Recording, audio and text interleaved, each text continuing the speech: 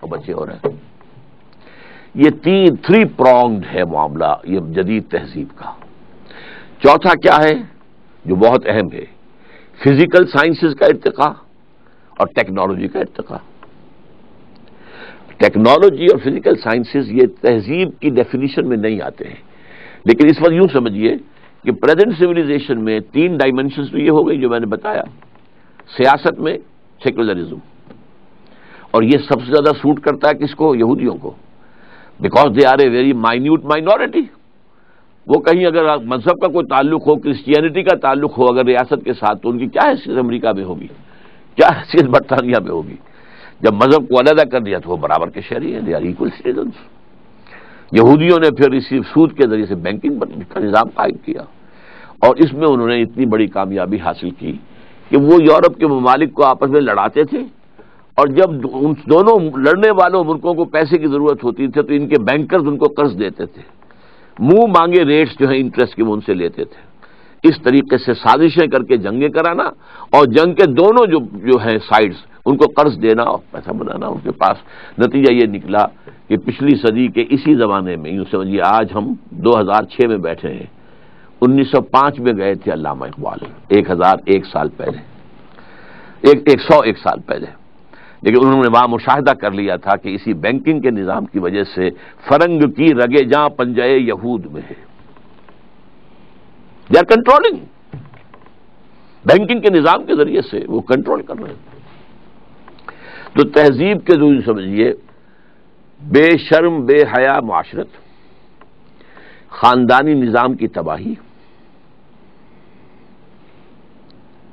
بے خدا بے دین لبرل سیاست، سود اور جوئے پر مبنی آزاد معیشت، اور چوتھی چیز جس کو میں اب اس وقت میرے سامنے مثال آئی ہے، پہلے کبھی نہیں آئی، جیسے فورتھ ڈائمنشن کہتے ہیں.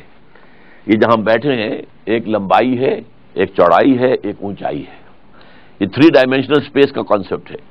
لیکن یہ کہ آپ کو معلوم ہے کہ آئنسٹائن نے آ کر جو کانسیپٹ دیا، time is the 4th dimension of space and that is the most important. Visible نہیں ہے، it's the 4th dimension of space. اسی طرح اس تہذیب کے جو 4th ڈائمنشن ہے وہ فزیکل سائنسز اور ٹیکنالوجی ہے.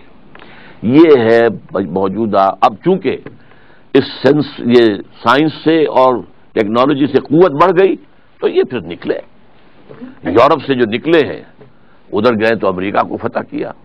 امریکہ کے جو وہاں کے رہنے والے لوگ تھے ان کا تقریباً نام و نشان مٹا دیا، اس لیے کہ وہ ذرا مہذب نہیں تھے، وحشی تھے. اور وحشی لوگ غلام ہونا پسند نہیں کرتے، مرنا پسند کرتے ہیں. لہذا انہوں نے اپنی تباہی جو ہے قبول کر لی، غلامی قبول نہیں کی. لیکن اس کے بعد ان کا جو آیا ہے سیلاب، 1492 میں فال آف اسپین ہوا ہے، فال آف گرینڈا. 1498 میں واسکو ڈی گاما نے راستہ تلاش کر لیا round the good cape of good hope, اور پورا مشرقی ایشیا جو ہے یہ یورپین طاقتوں کے، اب وہ نئے اسلحہ کے ساتھ آئے تھے. بارود کا استعمال یہاں کون جانتا تھا، گنز کس کے پاس تھی. لہذا وہ فتح کرتے چلے گئے اور پوری دنیا میں وہ تہذیب جو ہے پھیل گئی. اور اس تہذیب کے پھیلنے میں جہاں اس کا بھی دخل ہے کہ اٹھنے والی قوموں کے اندر کوئی اچھے اوصاف ہوتے ہیں، ہارڈ ورکنگ ہوتے ہیں، زبان کے پکے ہوتے ہیں، تو نئی نئی ابھرتی ہوئی قومیں تھیں ان کے اندر یہ باتیں تھیں.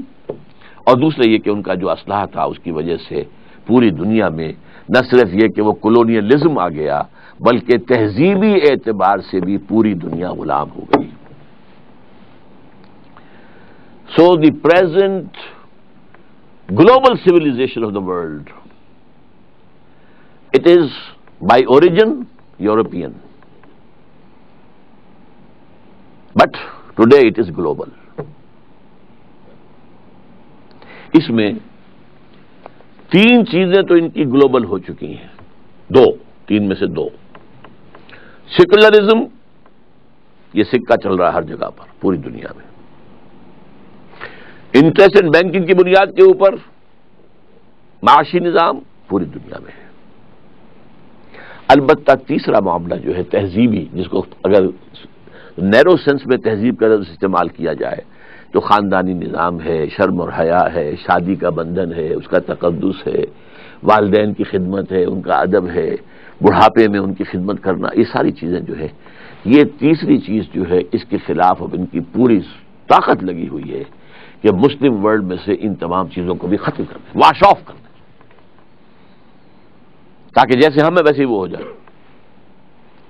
چنانچہ پہلے کائرو کانفرنس ہوئی تھی، ویمن لب کانفرنس، 5 سال کے بعد بیجنگ کانفرنس ہوئی، پھر بیجنگ +5 کانفرنس ہوئی جا کر نیو یارک میں یونائٹڈ نیشنز جنرل اسمبلی کے تحت، اور اس کا سب کا ایجنڈا کیا تھا اور کیا ان کی سفارشات ہیں؟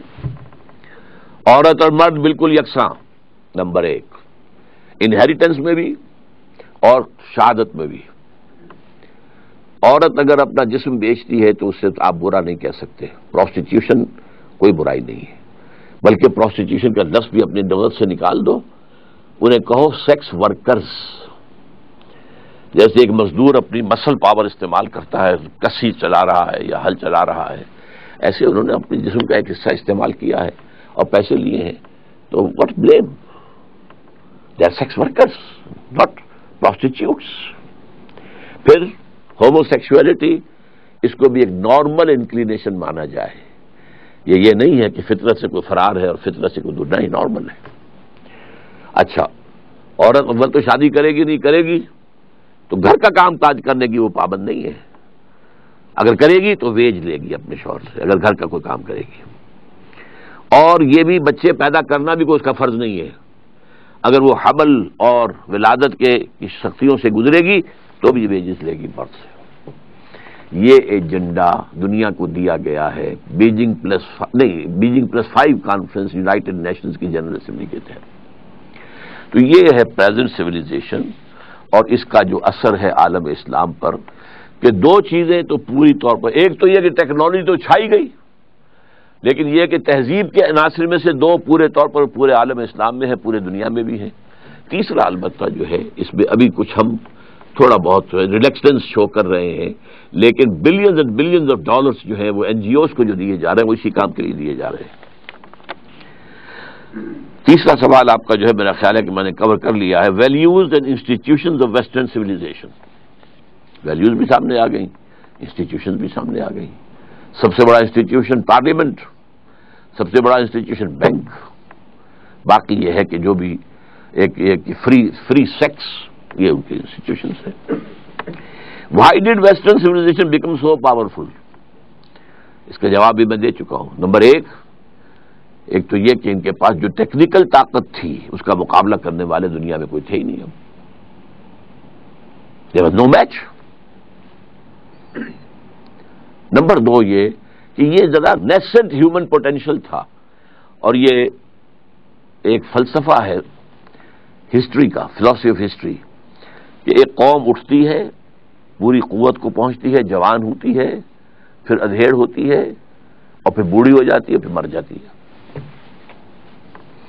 یہ قومیں ابھری، یہ اپنے ان ڈارک ایجز سے نکل کر آئیں، جو وحشت کا دور تھا اور وحشیانہ جو انداز ان کا تھا اس سے نکل کر آئیں، تو ان کے اندر ایک طاقت تھی، نیسنٹ پوٹینشل جس کو میں کہہ رہا ہوں۔ یہ اسپینگلر کا ویو ہے جو میں نے ابھی آپ کو بتایا ہے کہ نیشنز اینڈ سویلائزیشنز وہ پیدا ہوتی ہیں، پھر بچپنا لڑکپن آتا ہے، پھر اس کے بعد جوانی آتی ہے، اس کے بعد ادھیڑ ابھر آتی ہے، اس کے بعد وہ بوڑھی ہو کر مر جاتی ہے۔